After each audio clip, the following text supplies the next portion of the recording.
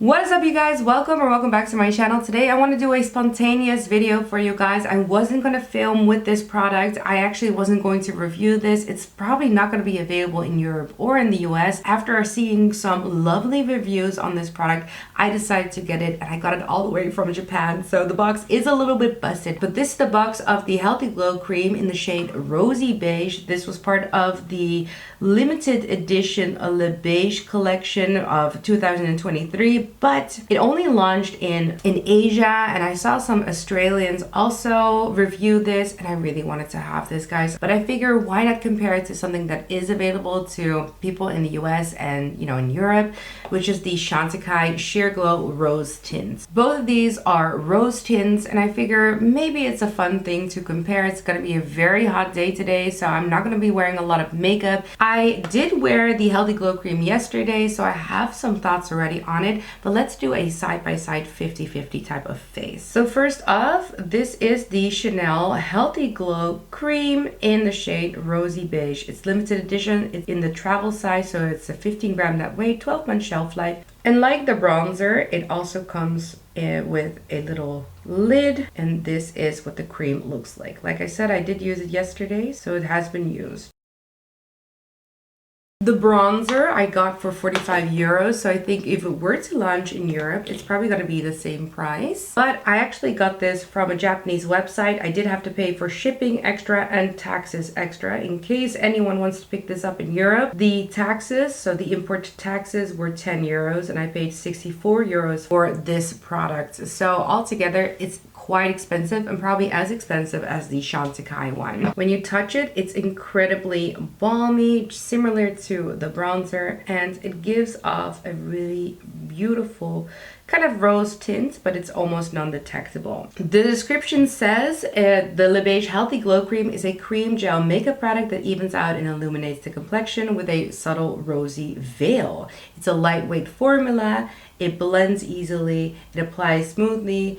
It's a travel size, so you can take it along. The composition is that it's wax and powders for a mattifying effect, the powders for an immediate smoothing effect, light reflecting pigments for a radiant, healthy glow. I saw demos of this, guys. I needed to have this. I'll put the link of where I bought this down below, but know that I did have to pay for customs and extra. It was quite expensive, actually, altogether. And the link is not going to be affiliated. So let's put the Chanel on this side of the face, and let's put the Chantecaille on this side of the face. This one is $79, so like I said, I paid about the same price for both of them.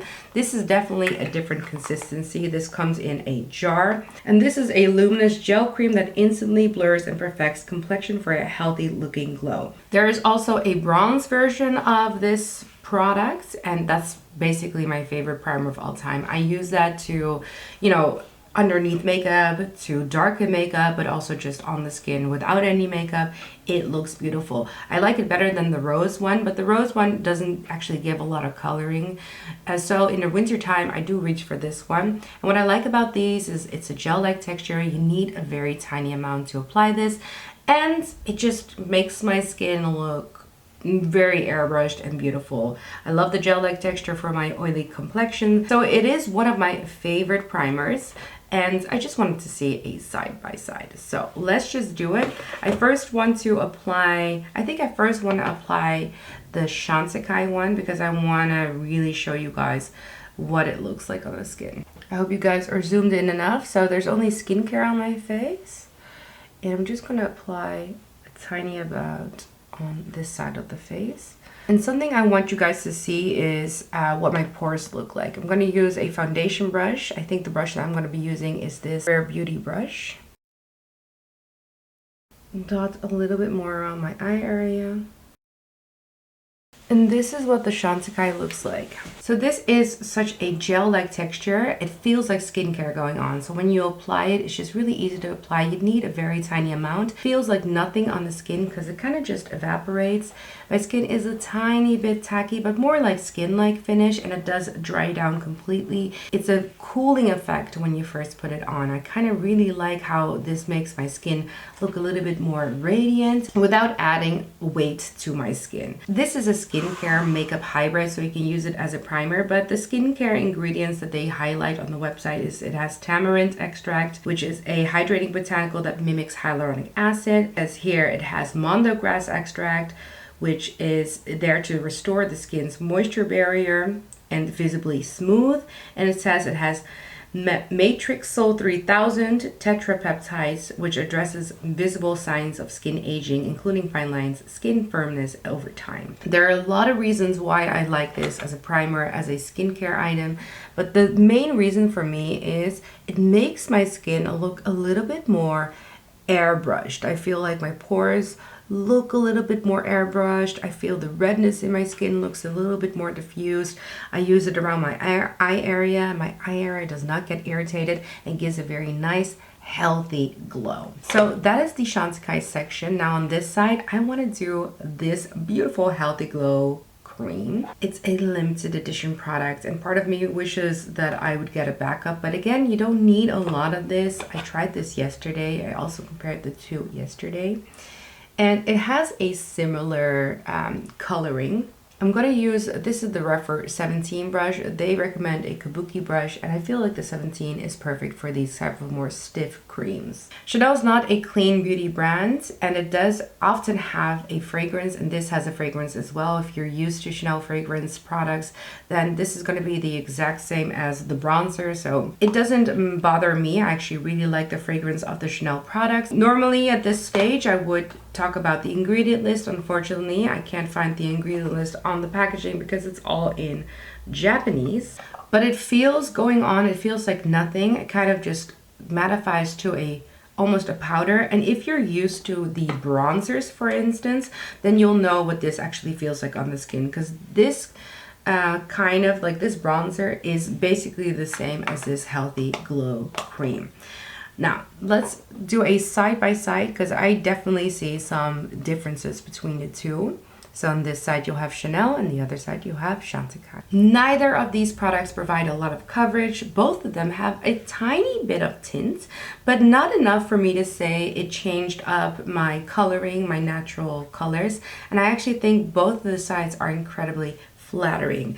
I think the clear difference between the two is that the Chantecaille one, much more luminous, and there is a mattifying effect to the Chanel one, but it's not too mattifying that you don't get a nice glow from within. But that is the main difference. What I do see, if you look really closely, is that the mattifying effect of the Chanel one actually diffuses my pores beautifully. So even though the Chantecaille one has a bit of a veil and does show a visible difference between my pores if I didn't have anything on, which I love and have tested, and it's the reason why I like this product so much, I actually think the Chanel one does a much better job in evening out some skin texture. It also had a little bit more coverage, so definitely evened out my skin tone as well.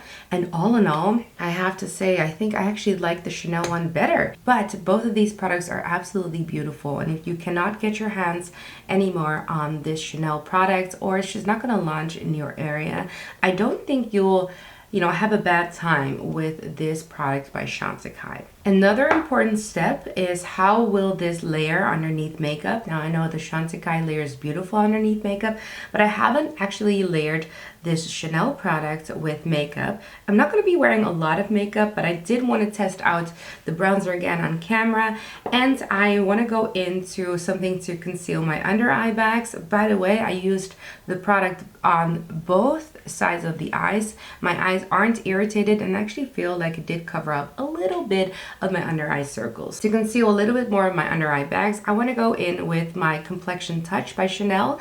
I have this one in shade B30. I use a tiny bit of amount, rub it out in my fingers, and just cover a little bit from the inside out, using the REPHR 36 brush to blend it out. I'm going to go in with a little bit of bronzer. So the Chanel bronzer, I have mine in shade 390. This is also the travel size and part of the same collection, but this product did launch in Europe and in the US. I'm going to powder everything using my Charlotte Tilbury powder, and I'm going to finish off the lips with my Dior lip oil in the shade Rosewood. I haven't been able to put this down. add on a little bit of mascara. I'm going to use the Victoria Beckham Beauty one because it's non-flaking, works really well on these hotter days, and very natural. I'm going for a very natural look today. And voila, guys, this is the final look. What do you guys think of both of these products, and do you have a preference? Anyway, guys, thank you so much for joining me on this kind of impromptu video. I wasn't going to film this, but I'm happy that I did, and I hope that you guys actually can see the differences between these two products. I'm so happy I picked up the Beige Healthy Glow Cream in Rosy Beige because it looks beautiful on the skin, and in my personal opinion, it did layer beautifully with the rest of my makeup, even though I'm not wearing a lot.